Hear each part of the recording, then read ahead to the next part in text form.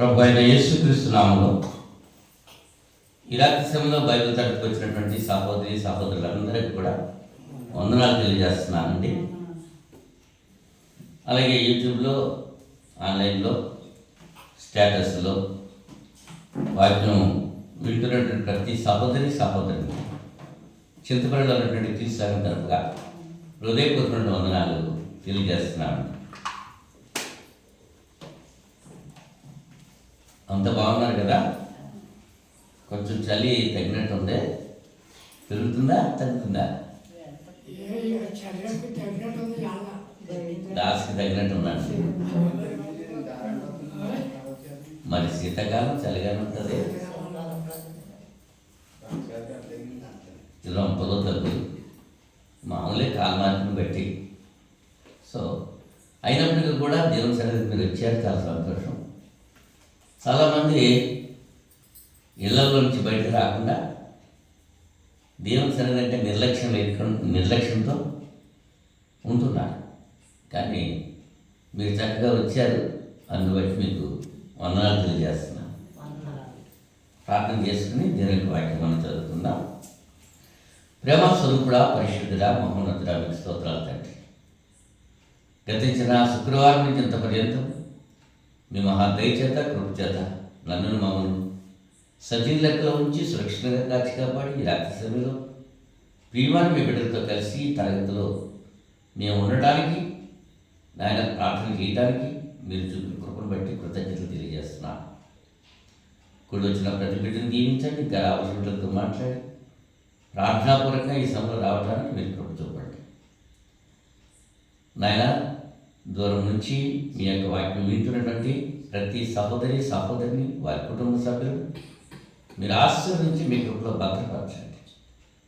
మా గురించి ప్రార్థిస్తున్న ప్రతి బిడ్డను మీ కృపలో దీవించి ఆశీర్వదించండి. ఈ రాత్రి సమయంలో ఇంత పర్యంతకు కీర్తన ద్వారా స్థుతి పొందారు. ఈ సమయంలో వాక్యం అనుగ్రహించి వాక్యం వివరిస్తుండగా నన్ను మరుగుపరిచి, నా జ్ఞానాన్ని మరుగుపరిచి, ప్రియమైన మీ బిడ్డలకు వారు అవగాహన చేసుకునే రీతిలో బోధించే సామర్థ్యం నాకు, విని గ్రహించి లోబడే బుద్ధి బిడ్డలకు ప్రసాదించండి. మీ వాక్యం వెతుపడుతుండగా అనారోగ్యంగా ఉన్న బిడ్డల కొరకు స్వస్థపడటానికి సహాయం చేయండి. ఇంకా భౌతికమైన అవసరాలు ఎవరెవరు ఏమేమి కలిగి ఉన్నారు వాటిని కూడా మీరు సవిస్తారంగా దయచేస్తారని నేను విజ్ఞాపనం చేస్తున్నాను. కొద్ది సమయం మీ లేఖనాల ద్వారా మీరే మాతో మాట్లాడి మీ నామకు మహిమ, ఘనత, ప్రభావం తెచ్చుకుంటారని ఈ ప్రార్థన మా రక్షకుడు మీ ప్రియ కుమారుడైన యేసుక్రీస్తు నామములో వేడుకుంటున్నాం పరలోకపు తండ్రి. ఆమేన్. మరి ఒకసారి వందనాలు. మరి గత శుక్రవారం మనం దేని గురించి తెలియజేసుకున్నాము? గుర్తుందా ఎవరికైనా? సత్యవాక్యాన్ని సరిగా విభజించడంలో మరి ప్రాముఖ్యంగా పండుగల గురించి ఆలోచన చేశాం.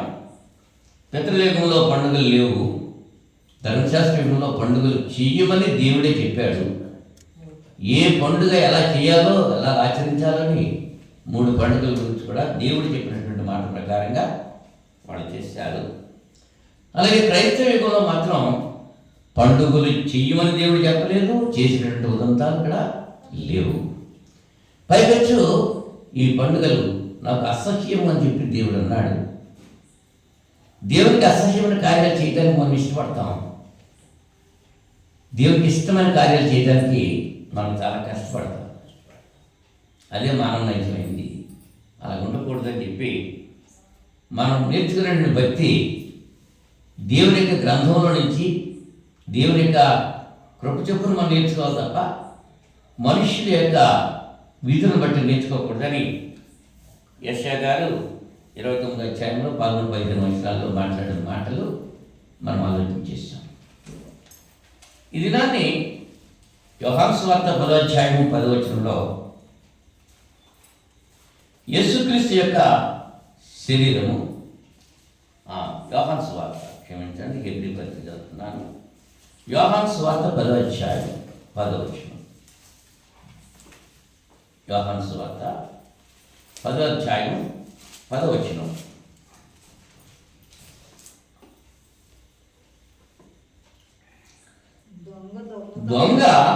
దొంగతనమును, హత్యను, నాశనమును చేయుటకు వచ్చును, కానీ మరి దేనికి రాడు.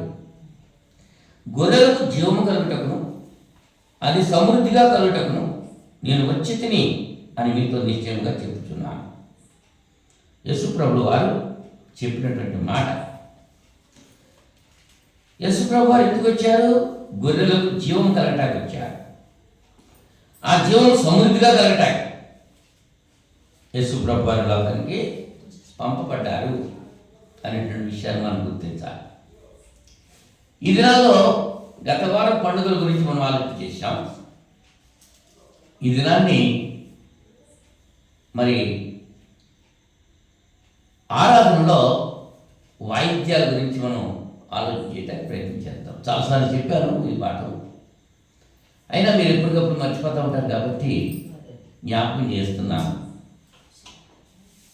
ఈ దినాల్లో వాయిద్యాలు లేకపోతే చప్పగా ఉంటుంది అంటున్నారా? ఏముండాలి? మ్యూజిక్ ఉండాలి, డీజే సౌండ్స్ ఉండాలి. పిల్లాడు పుట్టినప్పుడు అయ్యే ఉండాలి, పురిటికి వాడు అన్నప్రాప్తి చేయడానికి అయ్యి ఉండాలి, వాడు పుట్టినరోజు చేసుకుంటాక అయ్యి ఉండాలి, వాడు మళ్ళీ పెళ్లి చేసుకునేటప్పుడు అయ్యి ఉండాలి. పెళ్ళిళ్ళు చేసినప్పుడు ఆ పెళ్లి చేసినంతసేపే పాస్టర్లు ఆ పెళ్లి చేసేటప్పుడు ఆ స్టేజ్ మీద ఉన్నంతసేపే ఆ వాయిద్యాలు వాయించుకుంటూ ఉంటారు. ఆర్కెస్ట్రా సౌండ్ సిస్టమ్ దిగిపోయిన తర్వాత ఇంకా ఆ సాయంకాలం వరకు ఆ డీజే సౌండ్లు, డ్యాన్సులు అది చేస్తారు. అంటే మానవుడికి సంగీతం చాలా ఇష్టం. పిల్లలు చూడండి, చిన్నపిల్లలు కూడా ఇలాగా ఆ రికార్డు వచ్చేటప్పుడు ఏం చేస్తుంటారు వాళ్ళు? ఎక్కడ నేర్చుకున్నారు వాళ్ళు?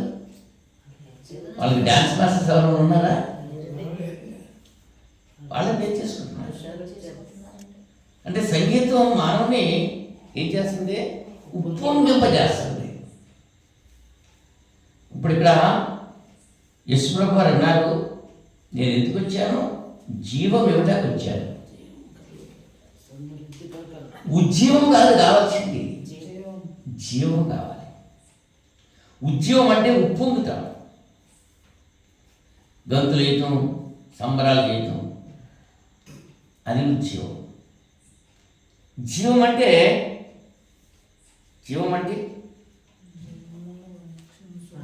మనల్ని జీవింప చేసేది.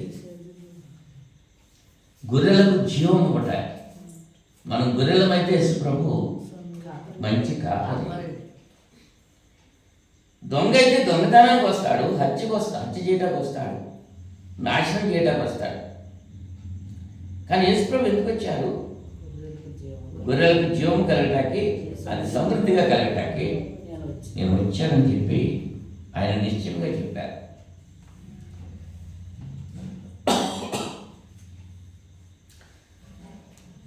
గత పాఠంలో కూడా మనం పితృయుగంలో పండుగలు లేవు, ధర్మశాస్త్రంలో పండుగలు చెయ్యమని దేవుడు చెప్పాడు, వాళ్ళు చేశారు.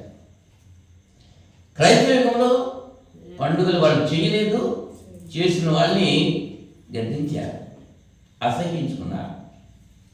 అదే రీతిగా వాయిద్యాల గురించి కూడా పితరుల యుగంలో వాయిద్యాలు లేవు, దేవుడు వాయించమని చెప్పలేదు. కానీ ధర్మశాస్త్ర యుగంలోకి వచ్చేటప్పటికి వాయిద్యాలు ఉన్నాయి, వాయించమని దేవుడు చెప్పాడు. ఈ సత్యాన్ని మరి అలాగే క్రైస్తవ యుగంలో వాయిద్యాలు వాయించలేదు, వాయించమని దేవుడు చెప్పడం లేదు. అపొస్తలులు కానీ మరిక ఆదిమ సంఘం కానీ వాయిద్యాలు వాయించినట్లు ఎక్కడ రికార్డు లేదు. మరి ఆదిమ సంఘము చేయనప్పుడు మనం ఎందుకు చేయాలి? మరి వాయించే వాళ్ళంతా ఎందుకు చేస్తున్నారు ఆరాధనలో? వాళ్ళు ఎందుకు అలాగా చేస్తున్నారు?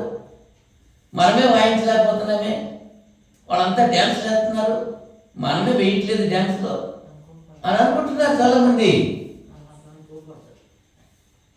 ఎందుకు వద్దన్నారు? మనం కూడా తొలి దినాల్లో మన ఇక్కడ సంఘం స్థాపించినప్పుడు 82వ సంవత్సరంలో అప్పుడు వాయించాం. నేను హార్మోనియం వాయించాను, డ్రమ్ము కొట్టేవాడు, కంజలు కొట్టేవాడు, తప్పలు కొట్టేవాడు. 2 సంవత్సరాలు అలాగే చేశాం. 3వ సంవత్సరంలో సత్యాన్ని తెలుసుకున్నాం. హార్మోనియం తీసేసాం, డ్రమ్ము తీసేసాం, కంజలు తీసేసాం, చప్పట్లు కూడా తీసేసాం. తెలుసుకున్నాం, తెలియక అవిశ్వాసంతో చేశారు, క్షమించబడ్డారంటాడు పౌలు గారు. తెలిసి చేస్తే దానికి క్షమాపణ ఉండదు, శిక్ష వస్తుంది. తెలియని సమయం చేశాము. 82 ఆ ప్రాంతంలో 82, 83, 84 ఆ 3 సంవత్సరాలు చేశాం. 85వ సంవత్సరం నుంచి వాయిద్యాలు మనం తీసివేసాం. కారణం ఏంటంటే లేఖనంలో లేదు. ఎందుకు లేదో, ఎలాగ లేదో, మన ధర్మశాస్త్రంలో ఎలాగ చేశారో అనేటువంటి విషయాలు లేఖనానుసారంగా మనం ఆలోచన చేయడానికి ప్రయత్నం చేద్దాం. రాజులు మొదటి గ్రంథం 18వ అధ్యాయం. రాజులు మొదటి గ్రంథం 18వ అధ్యాయం 17వ వచనం నుంచి మనం ఆలోచించేటట్టు ప్రయత్నం చేద్దాం. ఒక సంఘటన 18వ అధ్యాయం.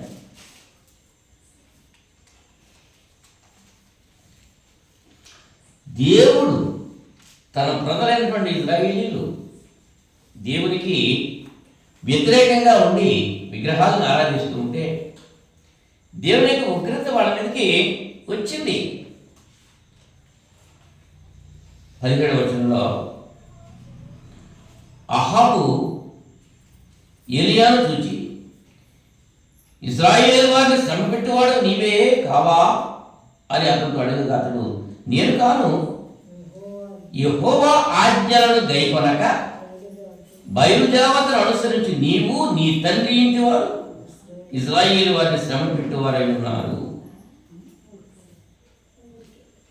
అమ్మా వందనాలు. దేవుని ప్రజలు దేవుని మాటకు లోబడక విగ్రహాల్ని ఆరాధిస్తూ ఉన్నందువల్ల ఆయనకు కోపం వచ్చింది. ఏలియా ప్రార్థన చేశాడు. 3.5 సంవత్సరాలు వర్షం కురవలేదు, కరువు వచ్చేసింది, నీళ్ళు లేవు. ఏలియా మాత్రం దేవుడు పోషించాడు, కాకుల చేత ఆహారం పంపించాడు, విధవరాల చేత ఆ 3.5 సంవత్సరాలు పోషించాడు. ప్రజలందరికీ కరువు.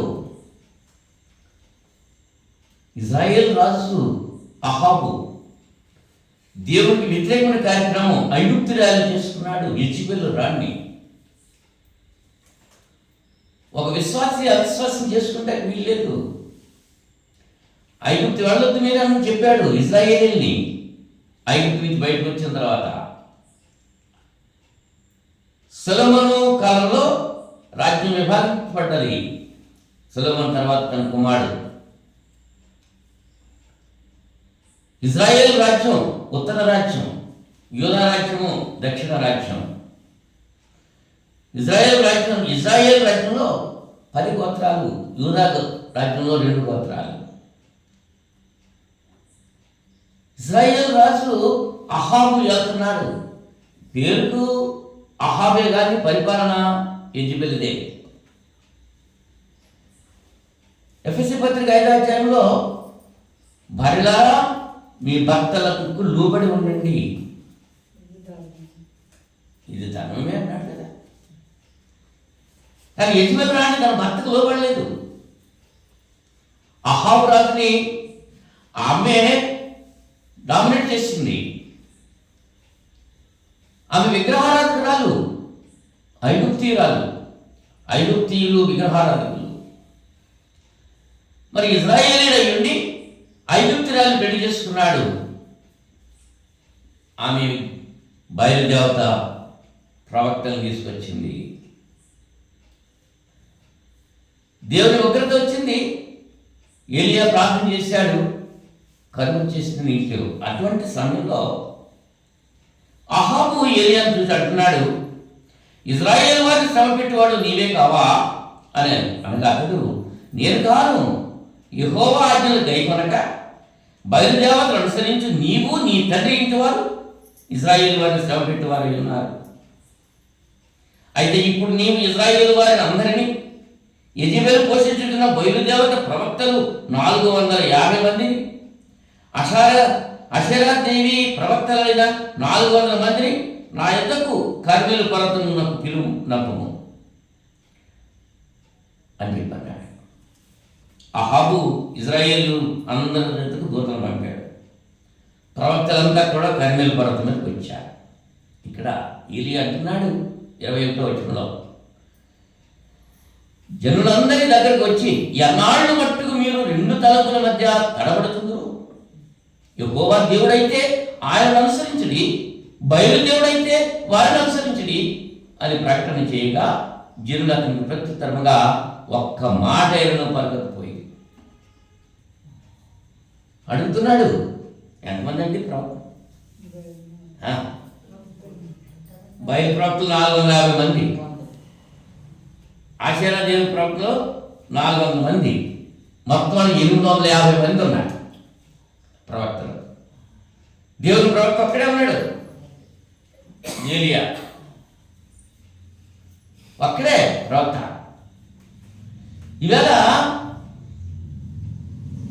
అన్యులు అంటే దేవునికి వ్యతిరేకంగా ఉన్న వాళ్ళు ఎక్కువ మంది ఉన్నారు, దేవునికి లోబడేటువంటి వారు చాలా తక్కువ మంది ఉన్నారు.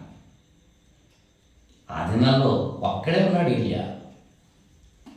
ఒక్కడున్నా సరే సవాల్ చేశాడు. ఏం చేద్దంటే, నేను దేవుని వాడను, దేవుడే నా పక్షంగా ఉంటే నాకు విరోధి ఎవరు? ఈ 850 మంది పక్షంగా దేవుడు లేడు.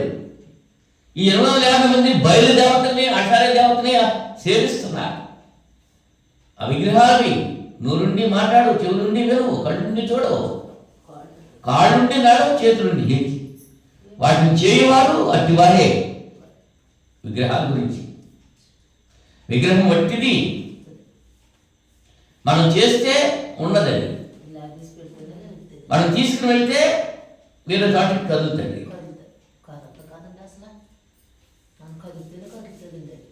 అది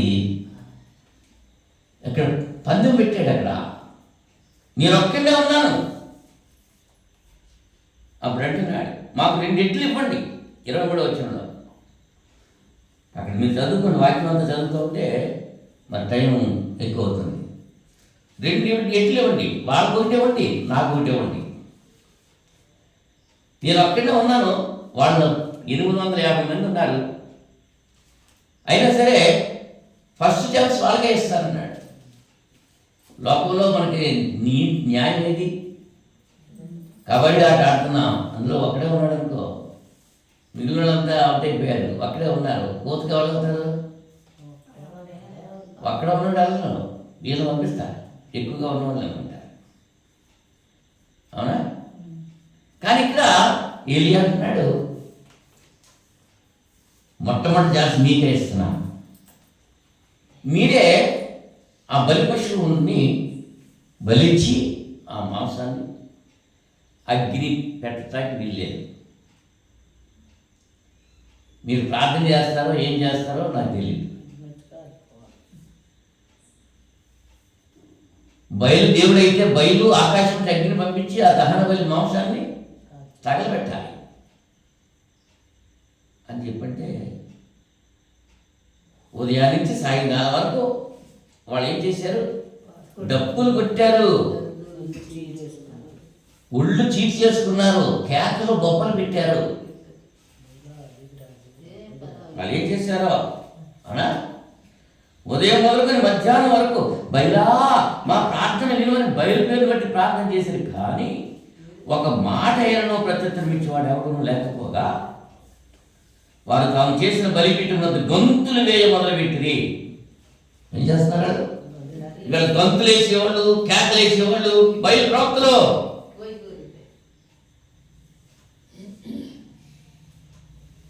అర్థమవుతుందా? అర్థం చేసుకుంటే ప్రయత్నం చేయండి. లోకమంతా అలాగే ఉంది కదా, మనమే సైలెంట్గా ఉంటున్నాము. సియోనులో మౌనంగా ఉంటాం, దేవుడికి స్తుతి చెల్లించక.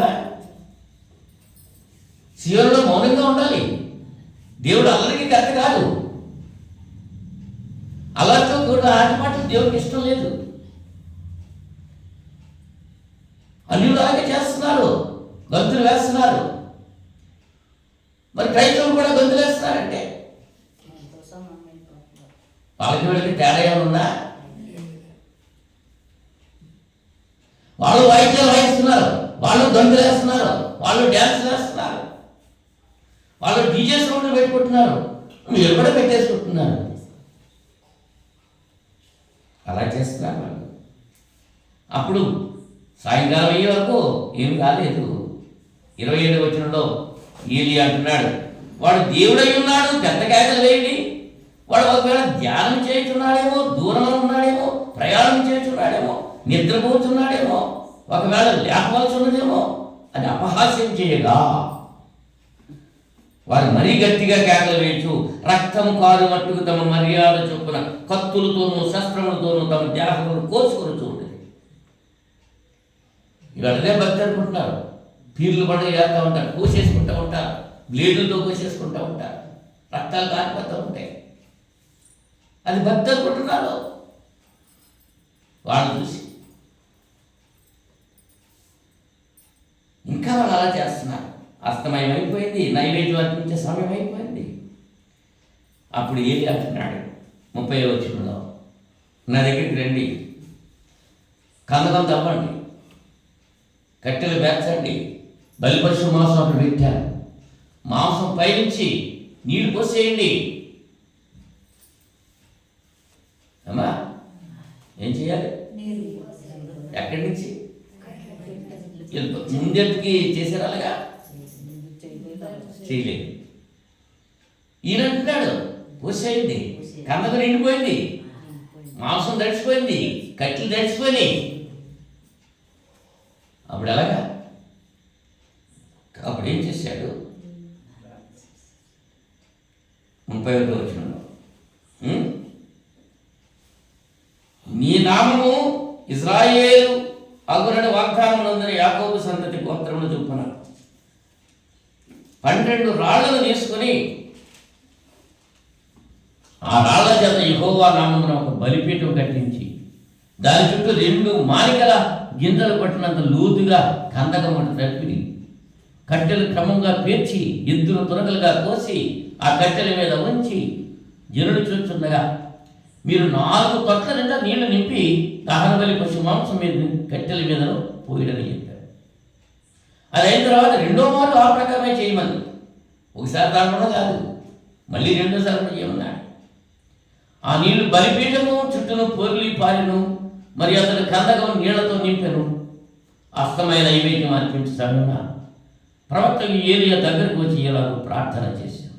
38వ వచనం, బయలు ప్రవక్తలు 850 మంది ఉదయం నుంచి సాయంకాలం వరకు గంతులు వేశారు, వాయిద్యాలు వాయించుకున్నారు, కేకలు వేశారు, కార్యం ఏం జరగలేదు. ఆ సాయంకాలం సమయంలో 2 సార్లు కందకాలు తడిపేసి నీళ్లు నిలిచేలాగా వేస్తే అప్పుడు ఏలియా ప్రార్థన చేస్తాడు, యెహోవా నా ప్రార్థన ఆలకించు, యెహోవా నీవే దేవుడివై ఉన్నావని, నీవు వారి హృదయములను నీ తట్టుకు తిరగజేయవని ఈ జనులకు తెలియనట్లుగా నా ప్రార్థన అంగీకరించు. ఇలాగూ ప్రార్థన చేయుచుండగా చేయడం పూర్తవలేదు.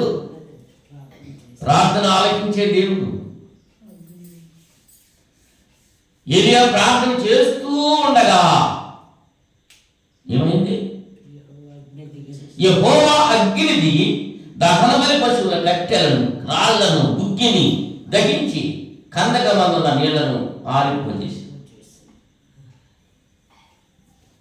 ఎలియాజరు ఒంటిని అక్కడ పెట్టి ఇస్సాకుకు భార్య కొరకు ఆ భార్య దగ్గర ప్రార్థన చేస్తూ ఉండగా పూర్తవలేదు. రెప్పుగా కడ ఎత్తుకుని వచ్చేసింది అక్కడికి. గొప్ప దేవుడు, నిజమైన దేవుడు, సత్యమైన దేవుడు, శక్తి కలిగిన దేవుడు. ఈయన విడిచిపెట్టేసి బయలుదేవతల్ని, విగ్రహాల్ని ఆరాధించారు. అంచేత దేవుని యొక్క ఉగ్రత వాళ్ళ నెలకే వచ్చింది. ఇప్పుడు ఇందులో వాయిద్యాలు వాయించే వాళ్ళు ఎవరు? ఏలియా దేవుని ప్రవక్త కదా. దేవుని ప్రవక్త వాయిద్యం వాయించాడా? తప్పట్లు కొట్టాడా? గంతులు వేశాడా? గంతులు వేసి తప్పట్లు కొట్టి వాయిద్యాలు వాయించేవాడు ఎవరో? జ్ఞానం కలిగిన వాడు ఆలోచన చేస్తాడు, అర్థం చేసుకుంటాడు, అనుసరిస్తాడు. అది అయిపోయింది. తర్వాత అది ఇజ్రాయేల్ రాజ్యంలో జరిగిన సంఘటన. యూదా రాజ్యంలో జరిగింది. యూదా రాజులు ఆహాదు కాలంలో జరిగినటువంటి సంఘటన. దినవృత్తాంతాలు 2వ గ్రంథం, దినవృత్తాంతాలు 2వ గ్రంథం 28వ అధ్యాయం 28వ అధ్యాయం మొదటి 5 వచనాలు చదువుతున్నాను, జాగ్రత్తగా మీరు వినండి.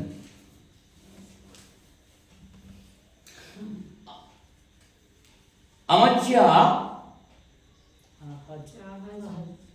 28వ అధ్యాయం 28వ అధ్యాయం.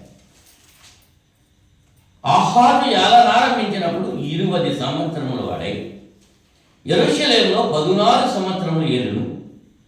అతడు తన పితరుడైన దావీదు వలె యెహోవా దృష్టికి యథార్థముగా ప్రవర్తింపలేదు.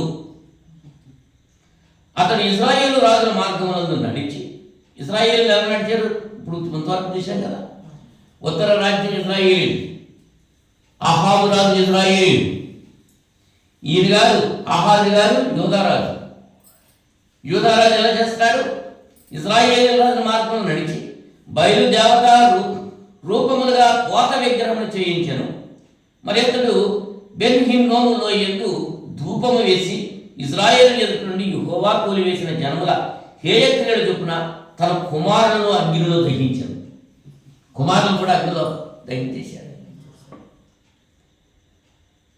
అతడు ఉన్నత స్థలంలోను కొండల మీదను ప్రతి పచ్చని చెట్టు క్రిందను బలులు అర్పించుచు ధూపము వేయించు వచ్చాను. అందుచేత అతని దేవుడని యెహోవా అతనిని సిరియా రాజు చేతికి అప్పగించాను. సిరియన్లు అతను ఓడించి అతని జనులలో చాలా మందిని చెరపట్టుకొని దమస్కులకు తీసుకుని పోయి అతడును ఇశ్రాయేలు రాజు చేతికి అప్పగింపబడిను. ఆ రాజు అతను లెస్సగా ఓడించాడు. మరి ఇశ్రాయేలు అలాగే పాపం దేవునికి విరోధంగా ఉన్నారంటే యూదా వారు కూడా అలాగే ఉన్నారు. యెరూషలేము దేవాలయము మూయపడ్డది, ఆరాధన జరగట్లేదు, యాజకులు లేరు, లేవీయులు లేరు. అటువంటి పరిస్థితిలో 22వ వచనం నుంచి మనం 28వ అధ్యాయంలోనే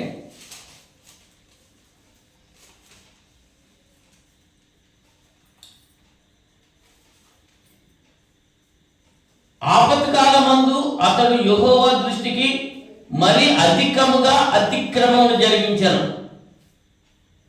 అట్లు చేసిన వాడు ఈ ఆహాజు రాజే. ఆపద వచ్చేసింది.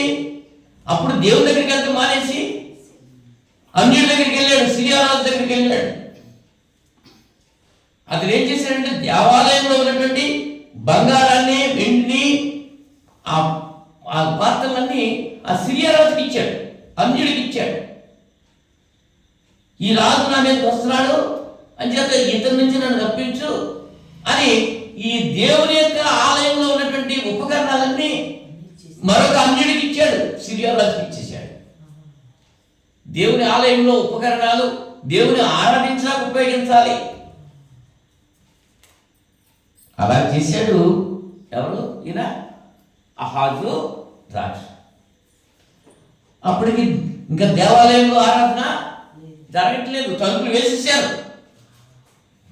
వేసేసారు, మూసేశారు. అహాజు దేవుని మందిరపు ఉపకరణములను 24వ వచనంలో సమకూర్చి వాటిని తెగగొట్టించి యెహోవా మందిరపు తలుపులను మూసివేయించి యెరూషలేమునంతటా బలిపీఠములను కట్టించారు. యూదా దేశంలోని పట్టణములన్నిటిలోనూ అతడు అన్యుల దేవతలను ధూపం వేయుటకై బలిపీఠములను కట్టించి తన పితరుల దేవుడైన యెహోవాకు కోపము పుట్టించాడు. ఎవరండి మరి మనం ఏం చేస్తున్నాం? దేవుని సన్నిధిలో ఆరాధించే ఆదివారం ఆరాధన మొత్తం మానేసి విగ్రహాల జోలికి వెళ్ళిపోతున్నారు. చేయకూడని పనులు చేస్తున్నారు. ఉండకూడని ప్రదేశాల్లో ఉంటున్నారు. అనకూడని మాటలు మాట్లాడుతున్నారు. ఆలోచించరానిటువంటి ఆలోచనలు ఆలోచన చేస్తున్నారు. చేయకూడని పనులు చేస్తున్నారు. మరి దేవుని ఉగ్రత రాదా?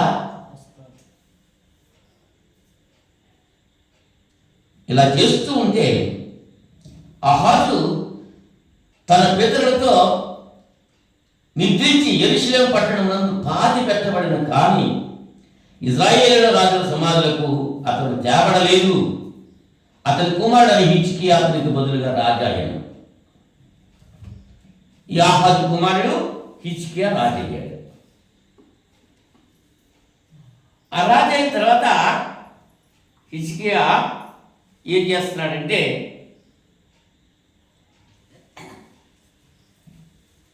రాజులు దినవృత్తాంత గ్రంథంలోనే 28వ అధ్యాయంలో మనం చూసాం. 22వ వచనం నుంచి ఆయన గారు చేసినటువంటిది 29వ అధ్యాయం చూద్దాం. 29వ అధ్యాయం మొదటి నుంచి కొన్ని వచనాలు చదివితే, హిజ్కియా ఏలన ఆరంభించినప్పుడు 25 ఏళ్ల వాడై 29 సంవత్సరములు యెరూషలేములో ఏలాడు. ఆహాజు చనిపోయిన తర్వాత హిజ్కియా రాజయ్యాడు. అతడు 29 సంవత్సరాలు యెరూషలేములో రాజుగా పరిపాలన చేశాడు. 25 ఏళ్ల వాడు 25 సంవత్సరాల వయసులో రాజు అయ్యాడు. అతని తల్లి జకర్యా కుమార్తె, ఆమె పేరు అబియా.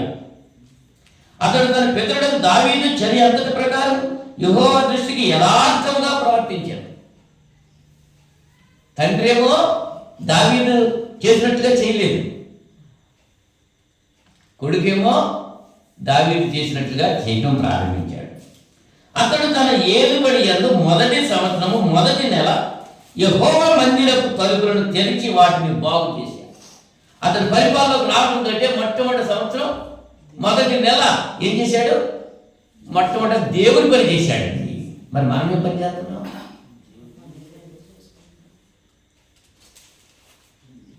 హిజ్కియా దేవుని పని చేశాడు. మూయబడినటువంటి దేవాలయపు తలుపులు తెరిపించాడు. ఎంతకాలం బట్టి మూసివేయబడ్డాయో, ఎక్కడి నుంచి? రాజ్యము విభాగింపబడినప్పటి నుంచి మూయబడ్డాయి యెరూషలేము దేవాలయపు తలుపులు. యాజకులు లేవీయులు వెళ్ళిపోయారు, ఇంకా అక్కడ లేరు. ఇంకా దేవాలయంలో దేవునికి నైవేద్యం పెట్టట్లేదు, బలుడు అర్పించడం లేదు, ఆగిపోయి దేవుని పని చేయడం లేదు, ఆగిపోయిందంతే.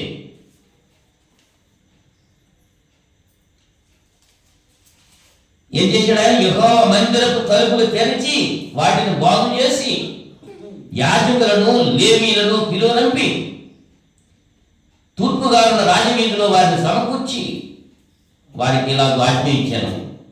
5వ వచనంలో 29వ అధ్యాయం, లేవీయులారా నా మాట ఆలకించుడి. ఇప్పుడు మిమ్మును మీరు ప్రతిష్ఠించుకొని మీ పితరుల దేవుని యెహోవా మందిరమును ప్రతిష్ఠించి పరిశుద్ధ స్థలంలో నుండి నిషిద్ధ వస్తువులన్నింటినీ బయటకు కొనిపోబడి మన పితరులు ద్రోహులై మన దేవుని యెహోవా దృష్టికి చెడు నడతలు నడిచి ఆయనను విసర్జించి ఆయన నివాసమునకు పెడముగా పెట్టుకుని దానిని అలక్ష్యం చేసిరి. గ్రహించాడు హిజ్కియా కుమారి, గ్రహించాడు.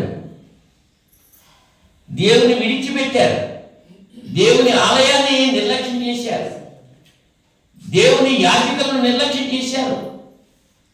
12 గోత్రాల్లో లేవీ గోత్రం యాజకత్వానికి ఏర్పాటు చేస్తే దేవుడు 11 గోత్రాలకి స్వాస్థ్యం ఇచ్చి ఈ 12వ గోత్రానికి స్వాస్థ్యం ఇవ్వలేదు.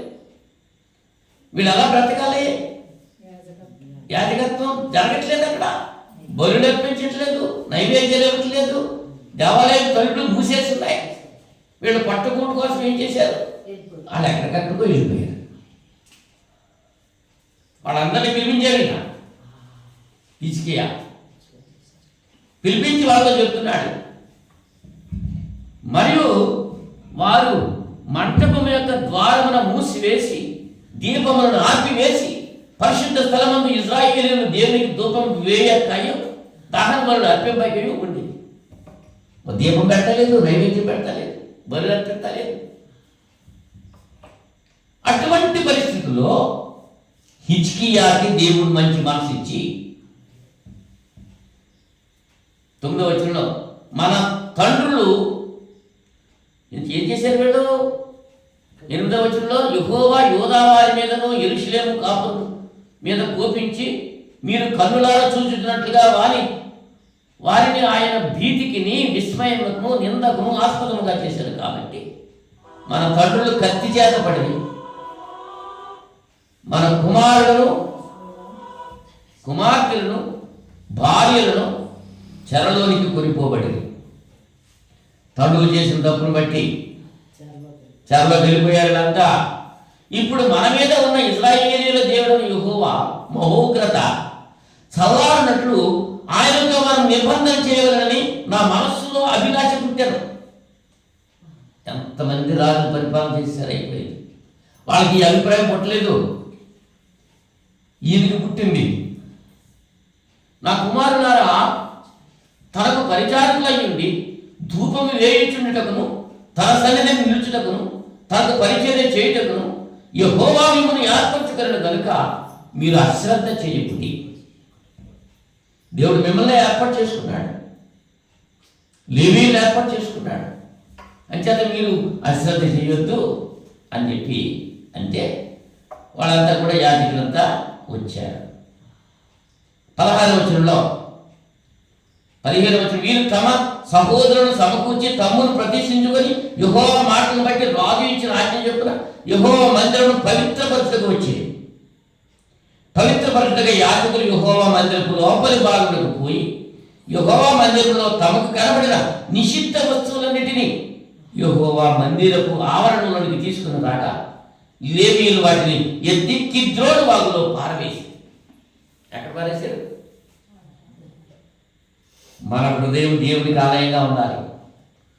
దేవుడు మన హృదయంలో లేకపోతే అలాగే నిద్రపోతూ ఉంటారు. దేవుడు మన హృదయంలో ఉంటే దేవుని మాట వినాలని ఆసక్తి కలిగి ఉంటారు. దేవునికి ఇష్టం కార్యక్రమాలను చెయ్యం, దేవునికి వ్యతిరేకమైన కార్యక్రమాలు చెయ్యం. దేవునికి ఇష్టం కానీ అన్నీ ఆ దేవాలయంలో పెట్టేశారు. వాళ్ళన్నీ పట్టు చేసి కిద్రోను వాగులో పడేసేసారు. మనమేం చేయాలి? ఇప్పుడు మన హృదయంలో దేవునికి మాత్రమే స్థానం ఇవ్వాలి.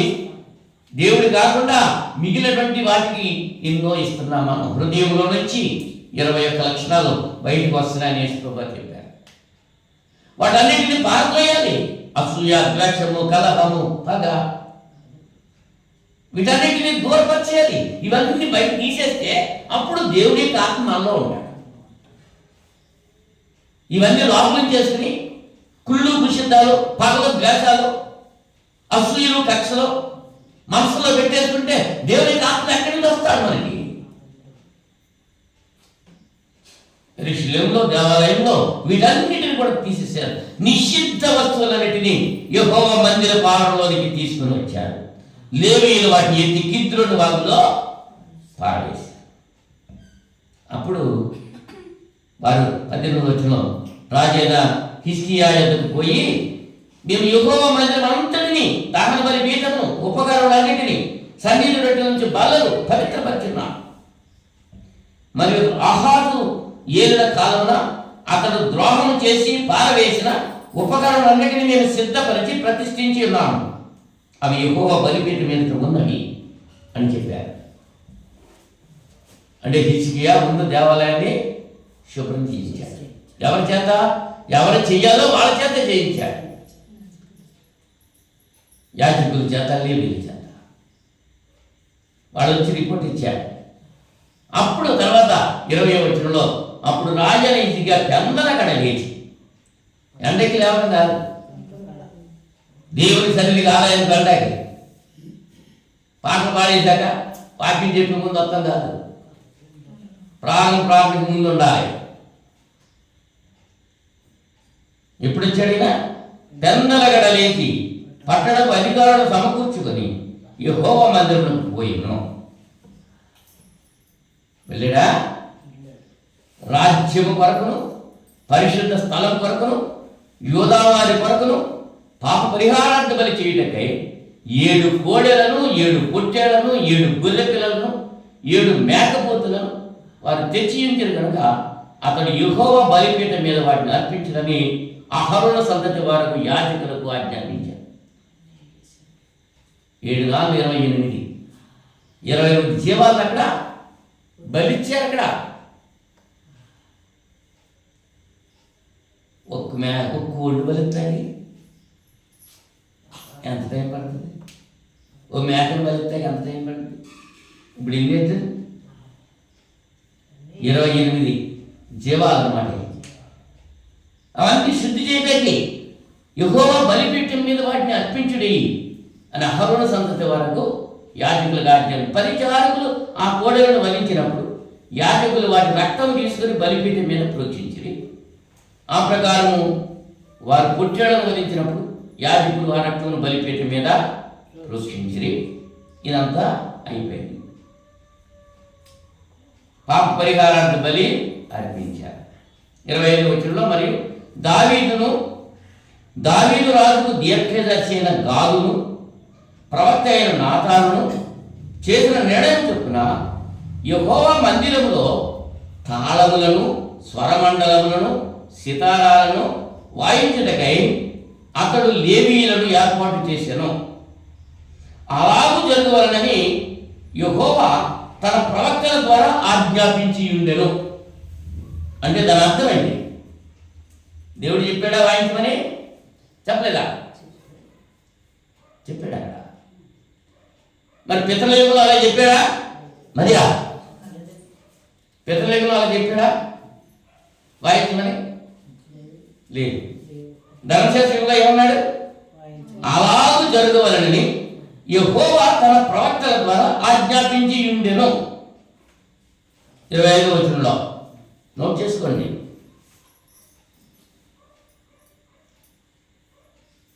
వాయిద్యాలు వాయించమన్నాడు. వాళ్ళు ముగ్గురు నిర్ణయం చేశారు. దావీదు చేయించిన వాద్యములను వాయించుటకు లేవీయులను, బూరల ఊదుటకు యాజకులను నియమింపబడింది. మళ్ళీ వాయిద్యాలు వాయించడానికి, బూరలు ఊదటానికి ఎవరు పడతాడు? ఊదటానికి వీల్లేదు, వాయించడానికి వీల్లేదు. లేవీయులు యాజకులు చేయాల పని. బూరలు ఊదేది యాజకులు, వాయిద్యాలు వాయించేవాళ్ళు లేవీయులు. ఆ వాయిద్యాలు కూడా తయారు చేయడానికి సర్వవృక్షంతో ఆ మ్రాన్తో తయారు చేయాలి. ఆ చెక్క కూడా చెప్పాడు. ఆ వాయిద్యాలు తయారు చేసే చెక్క దేని పడుతుంది దాంతో చేయకూడదు. దేవుడు అలా చెప్పాడు. అలా దహన బలిపీఠం మీద దహన బలులు అర్పించడని హిజ్కియా ఆజ్ఞాపించాను. రాజుగారు బలి అర్పించండి అన్నాడు.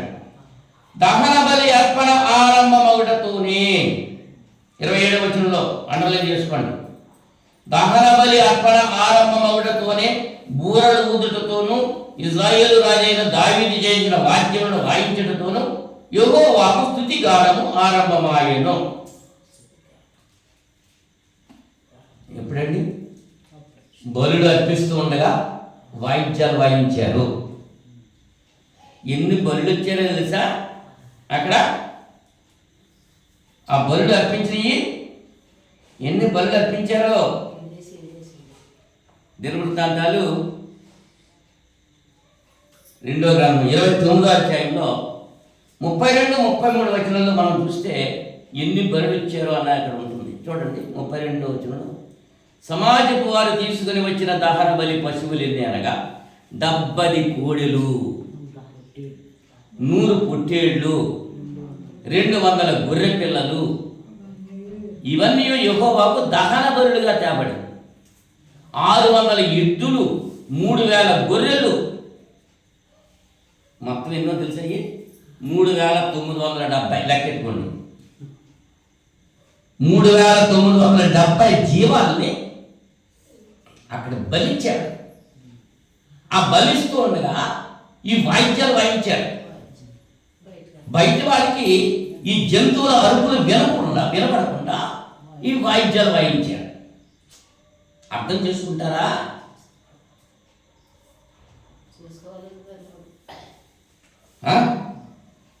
అర్పణ 28వ వచనంలో దహన బలి అర్పణ సమాప్తముగా వరకు ఇదంతయు జరుగుతుండెను. 29వ వచనంలో వారు అర్పించిన ముగించిన తరువాత రాజును అతనితో కూడా ఉన్న వారందరూ తమ తలలు వంచి ఆరాధించిరి. బలి అర్పణ అయిపోయింది, వాయిద్యాలు ఆగిపోయినాయి, మౌనంగా తలలు వంచి దేవుని ఆరాధించారు. దావీదును దీర్ఘదర్శకు ఆసాపును రచించిన శ్లోకములు ఎత్తి యెహోవాను స్తుతించుడని రాజాని హిజ్కియాను అధిపతులను లేవీయులకు ఆజ్ఞాపింపగా వారు సంతోషంతో స్తోత్రములు పాడి తల వంచి ఆరాధించింది. వాయిద్యాలు లేవు. ఇప్పుడు ఏ కీర్తన చదివారు? ఇక్కడ 47వ కీర్తన 1వ చరణం చదువుతారా మీరు? 47వ కీర్తన. సర్వజనులారా తప్పట్లు కొట్టుడి, జయధ్వనులతో దేవుని గురించి ఆర్భాటము చేయుడి. యెహోవా మహోన్నతుడు, భయంకరుడు, ఆయన సర్వభూమికి మహారాజై ఉన్నాడు. ఆయన జనులను అంటే దేవుడు మహోన్నతుడు, భయంకరుడు, సర్వభూమికి మహారాజు. ఆయన విడిచిపెట్టేసి ఆకారము లేని, జీవము లేని, మాటలు రాని, నడక రాని విగ్రహాలు పూజ చేస్తున్నారు. దేవునికి కోపం కదా? మరి ఈవేళ అలాగే చేస్తండి రాదా? ఈవేళ అలా చేస్తున్నారు కదా? చేసేవారు మీకు ఏమవుతుంది? అవునా? 150వ కీర్తన ఏమంటున్నాడు? 150వ కీర్తనలో 150వ కీర్తన ఆఖరి కీర్తన, యెహోవాను స్తుతించుడి. అదే దేవుని స్తుతించుడి, ఎల్లప్పుడూ దేవుని స్తుతించుడి. కీర్తన పాట ఎక్కడ స్తుతించాలి? ఆయన్ని ఆయన మందిర ఆవరణంలో ఆయన స్తుతించాడు. గంభీర తాళాలతో పాట పాడారండి. ఏమంటే వాళ్ళు వాయించారు కదా? ఎక్కడ? ఆరాధనలో వాయించారు కదా. మరి బలి అర్పించేటప్పుడు వాయించారు. మళ్ళీ ఇక్కడ ఏం చేశారు?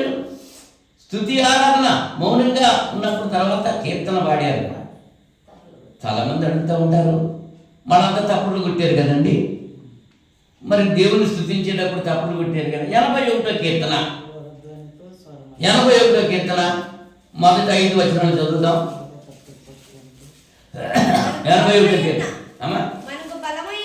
మనకు బలమై ఉన్న దేవునికి ఆనందగానము చేయుడి, యాకోబు దేవుని బట్టి ఉత్సాహధ్వని చేయుడి, కీర్తన ఎత్తుడి, గిరక తప్పెట పట్టుకుని స్వరమండలము మనోహరమైన సితారను వాయించుడి, అమావాస్య నాడు కొమ్ము ఊదుడి, మనం పండుగ ఆచరించే దినముకు పున్నమ నాడు కొమ్ము ఊదుడి. మరి ఇవన్నీ చేయొద్దా? ఎవరు చేయాలంట? 4వ వచనంలో ఏమంటున్నాడు? అది ఇశ్రాయేలులకు కట్టడా, యాకోబు దేవుడు నిర్ణయించిన చట్టం. దేవుడు నిర్ణయించాడంట ఆ చట్టం. వాళ్ళకి ఎవరికి? ఇశ్రాయేలీయులకి. మనం ఇశ్రాయేలీయులమా? మనం యూదులమా? మనం ధర్మశాస్త్రంలో ఉన్నామా? మరి మనకెందుకయ్యి? ఏమా అర్థమవుతుందా? ఎవరికి కట్టడిది? ఎవరు చేసిన చట్టం ఇది? ఎవరికి చేశాడు ఈ చట్టం? ఇజ్రాయేలుకి చేశాడు. ధర్మశాస్త్రం యుగంలో చేశాడు. దేవుడు చెయ్యమని చెప్పాడు. దేవుడు చేసిన చట్టం అది. అవునా? మరి క్రైస్తవ యుగంలో వద్దాం. క్రైస్తవ యుగంలో యేసు ప్రభు ఎప్పుడైనా తప్పులు కొట్టాడా?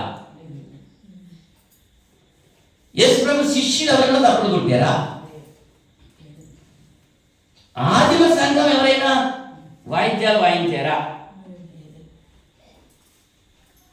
ఆ ధర్మశాస్త్ర యుగంలో బలులు అర్పించారు కాబట్టి వాయిద్యాలు వాయించారు అక్కడ. మరి ఈ క్రైస్తవ యుగంలో దేవుని ఆరాధించాల్సింది ఏంటి?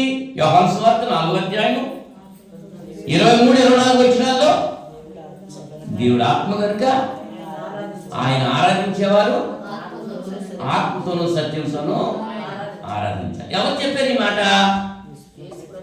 ఎవరితో చెప్పాడు? సామరాయి స్త్రీతో చెప్పాడు. బైబిల్ చదివేటప్పుడు ఎవరు మాట్లాడారు, ఎవరితో మాట్లాడారు, ఎప్పుడు మాట్లాడారు, ఏ సందర్భంలో మాట్లాడారు, వాటికి జవాబులు రావాలి.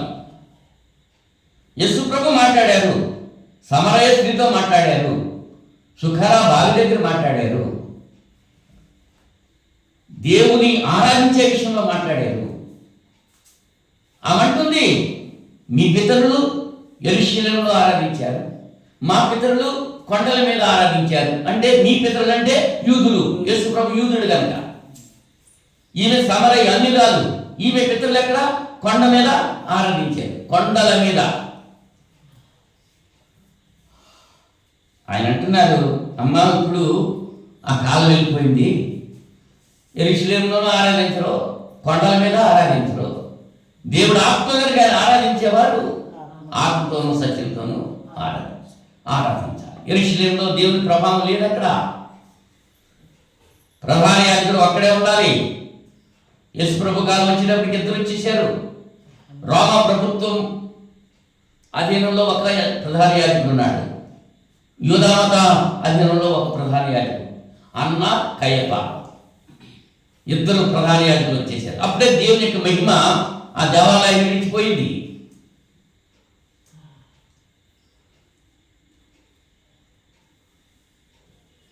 నా మందిరము ప్రార్థనా మందిరము దీనిని మీరు దొంగల గోడగా చేశారు అని కొరడైతులు కొట్టేసాడు యేసు ప్రభు. ఇవాళ ప్రార్థనా మందిరాలు వ్యాపార స్థలాలు అయిపోయినాయా లేదా? పప్పు నూనె అమ్ముతున్నారు, నీళ్ళు ప్యాకెట్లు అమ్ముతున్నారు, జేబుల మాటలు అమ్ముతున్నారు, బైబిళ్ళు అమ్ముతున్నారు, రకరకాలు తీర్థాలు అయిపోతున్నాయి. అంతే. ప్రార్థనా మందిరమా? ఇప్పుడు గొడవ ఇచ్చుకోవట్లేదు ఆయన. ఆ మందిరాల గురించి కాదు, మన మందిరం గురించి ఆలోచన చేసుకోవాలి. నీ మందిరమే దేవుని యొక్క ఆలయంగా ఉండాలి. మన మందిరంలో దేవుని నివాసం ఉండాలి. ఆయన పరిశుద్ధుడు కనుక మనం పరిశుద్ధంగా ఉంటే మనలో ప్రవేశిస్తాడు ఆయన. మనం చండాలంగా ఉంటే చండాలం దగ్గరికి పరిశుద్ధుడు వస్తుందా? అంచేత ఆయన మనలో రావాలంటే హిజ్కియా కాలంలో దేవాలయాన్ని బాగు చేయడానికి దేవాలయంలో దేవునికి ఇష్టం లేనటువంటివి, దేవునికి వ్యతిరేకమైనవి తీసి కిద్రోను వాళ్ళు పడేశారు యాజకులు. మరి మనం పడేస్తున్నామా? మన హృదయంలో ఉన్నాయి పడేస్తేనే తప్ప దేవుని పరిశుద్ధాత్మలో ప్రవేశించాడు. ఆలోచన కలిగి ఉన్నాం. హెబ్రీ పత్రిక 9వ అధ్యాయం 28వ వచనంలో, హెబ్రీ పత్రిక 9వ అధ్యాయం 28వ వచనం,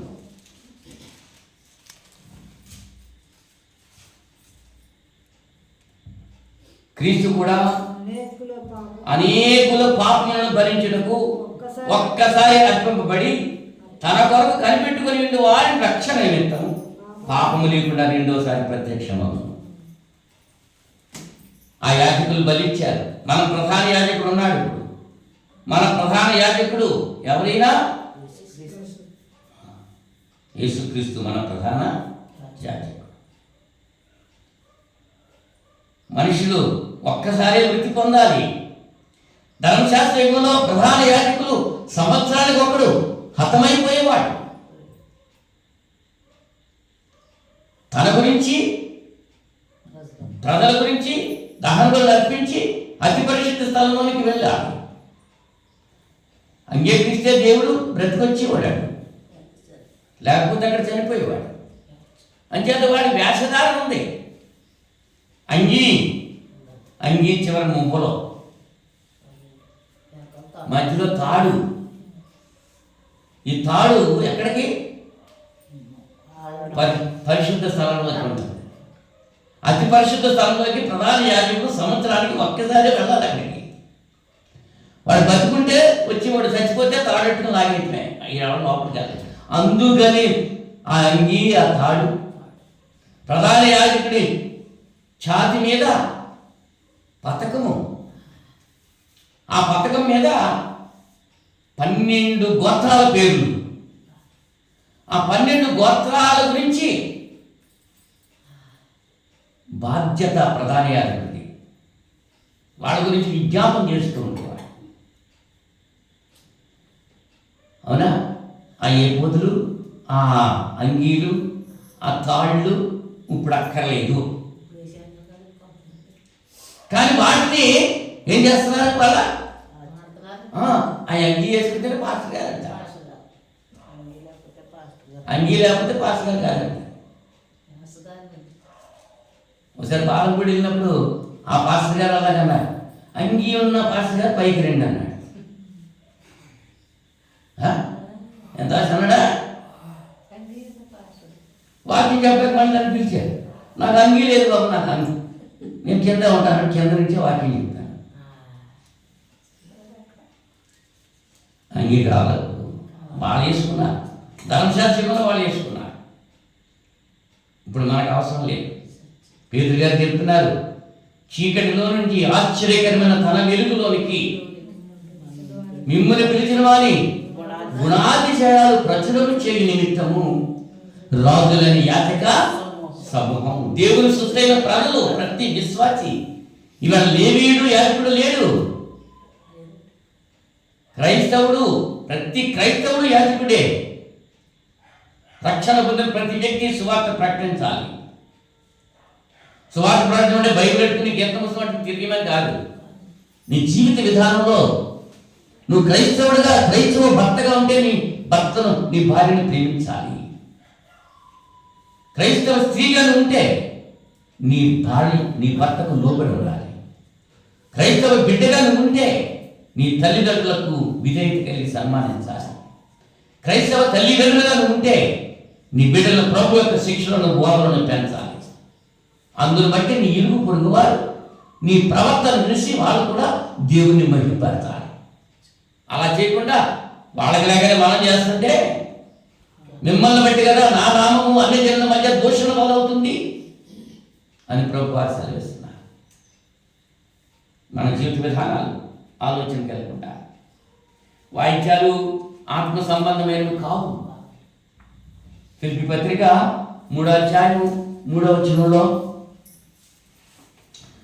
ఫిలిప్పీ పత్రిక 3వ అధ్యాయం 3వ వచనంలో, ఎందుకనగా శరీరము ఆస్పదము చేసుకొనక దేవుని యొక్క ఆత్మ వలన ఆరాధించుచు క్రీస్తు యేసునందు అతిశయపడుచున్న మనమే సున్నతి ఆచరించేవారము. ఎలాగ ఆస్పదం చేసుకోవాలి? దేవుని ఆరాధించడానికి ఆత్మ వలన ఆరాధించాలి. శరీరాన్ని ఆస్పదం చేసుకోకూడదు. అపొస్తలులు, ఆదిమ సంఘము ఎక్కడ వాయిద్యం వాయించలేదు.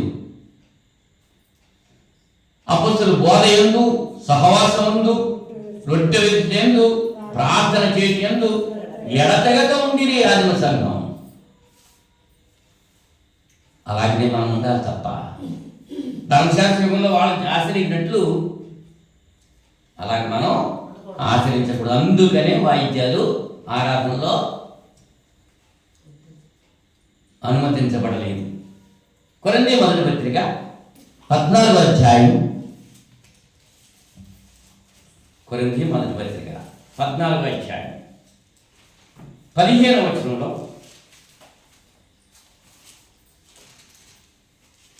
కాబట్టి ఆత్మతో ప్రార్థన చేతును, మనసుతోనూ ప్రార్థన చేతును.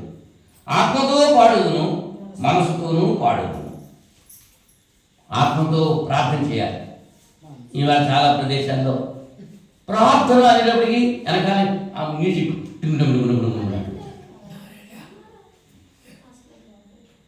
ఆ వాయిద్యం వాయించకుండా ఇంటికి ప్రార్థన రాదు.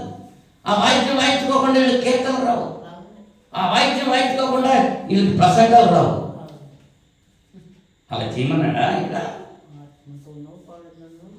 పౌలు గారు అంటున్నారు, నేను ఆత్మతో పాడుదును, శరీరం మనసుతోనూ పాడుదును అంటున్నాడు. ఎబ్రీ పత్రిక 13వ అధ్యాయం 15వ వచనంలో, ఎబ్రీ పత్రిక 13వ అధ్యాయం 15వ వచనం,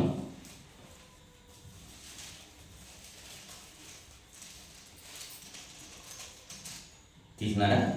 కాబట్టి ఆయన ద్వారా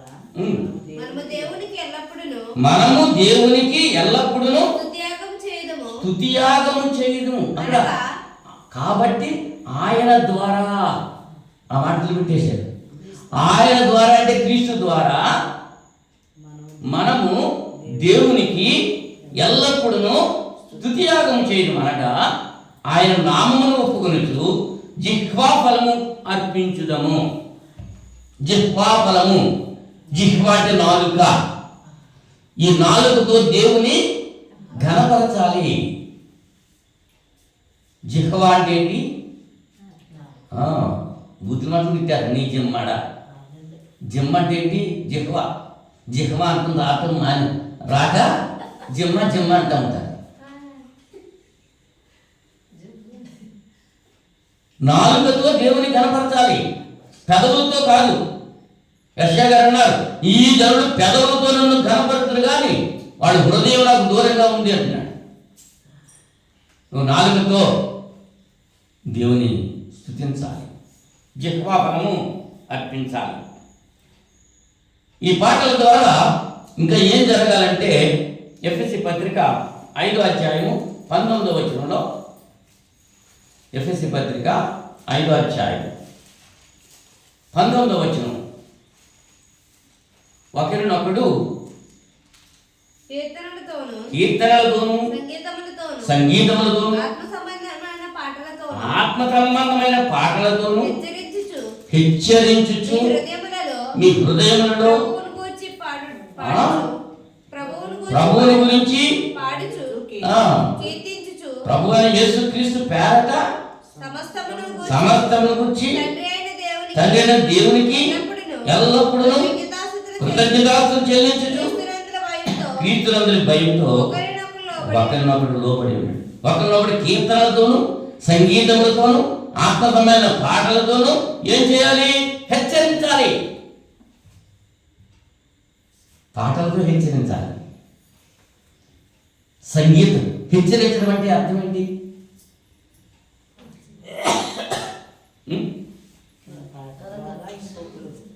మాట చెప్పడం కంటే పాట పాడటం ఇష్టం కదా. అంచేత వెనకటికి డ్రామా నుండి పద్యాలు, డ్రామాకి వెళ్తే రాత్రి 10 గంటలకు ప్రారంభిస్తే మళ్ళీ తెల్లారి 4, 5 అయిపోయింది డ్రామా అయ్యేటప్పుడు. అందులో ఆ పద్యాలంటే వెళ్ళేవారు. నోటి మాటలు కాదు, పద్యాలు. బావా ఎప్పుడు వచ్చావు అని అన్నాడు అనుకో, అది అర్థమే కదా. కానీ బాబా ఎప్పుడు వచ్చిన అంటాడు, బావా ఎప్పుడు వచ్చిటివి అంటే పద్యములతోనూ ఆత్మ సంబంధమైన పాటలతోనూ ఒకరికి ఒకడు హెచ్చరించాలి. మన కీర్తన పాడేటప్పుడు హెచ్చరిక ఉండాలి. సంగమా మేలుకో, కులము మతము అని ఉండొద్దు. ఉందా? పాటలో ఉందా లేదా? ఆ పాట ఆలోచిస్తూ పాడాలి. చాలా కులమని మతమని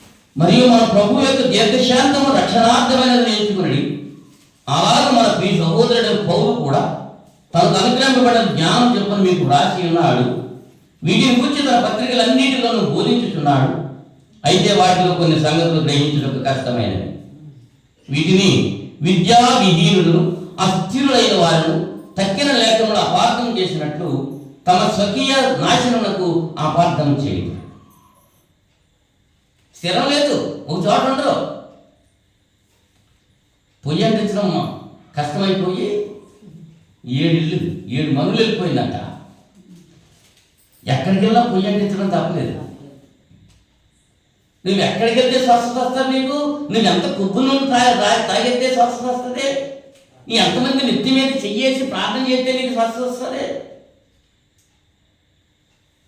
సామెతలు 3:7 చెప్తున్నాడు, నేను జ్ఞానిని కదా అనుకోవద్దు, యెహోవా యందు భయభక్తులు కలిగి చెడుతనము విడిచిపెట్టుము, అప్పుడు నీ దాహానికి ఆరోగ్యము నీ ఎముకలకు సత్తువ కలుగుతారు అన్నాడు. అంతేగాని ఎంతమంది అయ్యగారు నెత్తి మీద చెయ్యేసి ప్రార్థన చేసినా, ఎన్ని సీసాలు కబ్బును నువ్వు తాగేసినా నీకు స్వస్థత రాదు.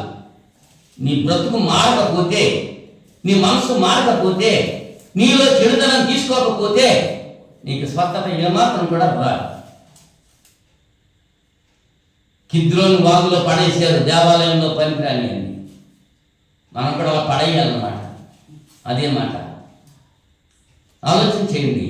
అస్థిరులైన వారు ఈ లేఖనాలను అవగాహన చేసుకోలేదు. డబ్బే కావాలి అనుకున్నవాడు, భౌతికమైనటువంటి అవసరాలు కావాలి అన్నవాడు సత్యానికి లోబడ నేరడు. గలతీ పత్రిక 5వ అధ్యాయం 19వ వచనం చూస్తే, గలతీ పత్రిక 5వ అధ్యాయం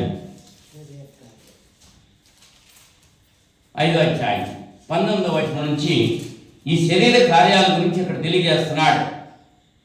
ఏమని?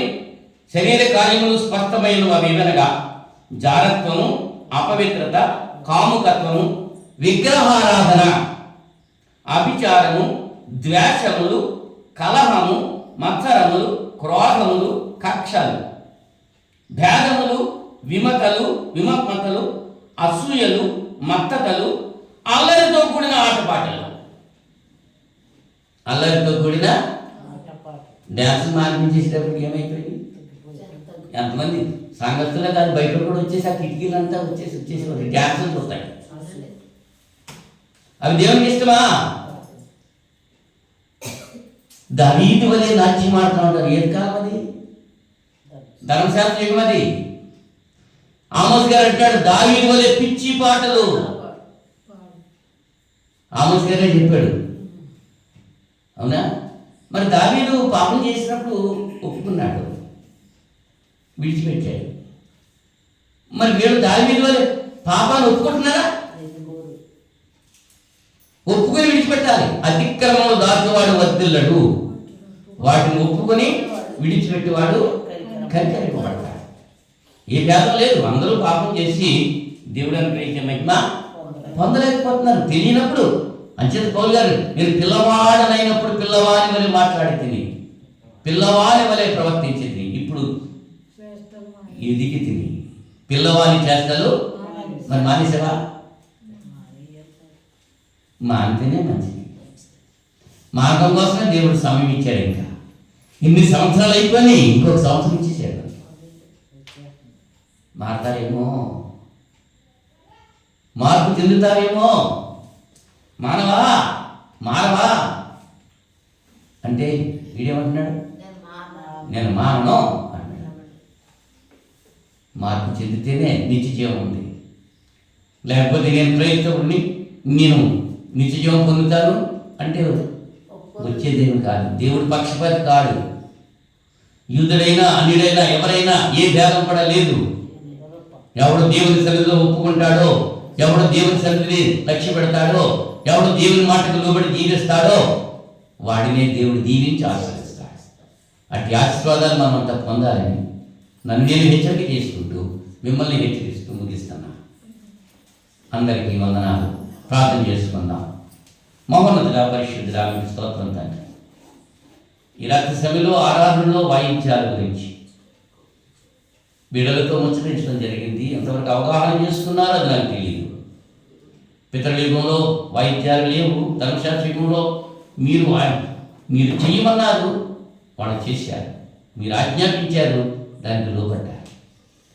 క్రైస్తవ యుగంలో అటువంటి ఆజ్ఞలు లేవు, వాళ్ళు ఆచరించిన విధానం లేదు. ఇప్పుడు మేము క్రైస్తవ యుగంలో ఉన్నాము అనేటువంటి ఆలోచన లేక అనేకులు ఇంకా ధర్మశాస్త్ర యుగంలోనే ఉన్నాము అనుకుని ధర్మశాస్త్రం ఆచారాలు క్రియలు అనుసరిస్తూ ఉంటున్నారు, ఆచరిస్తున్నారు. అటువంటి వారి కొరకు ప్రార్థన చేస్తున్నారు.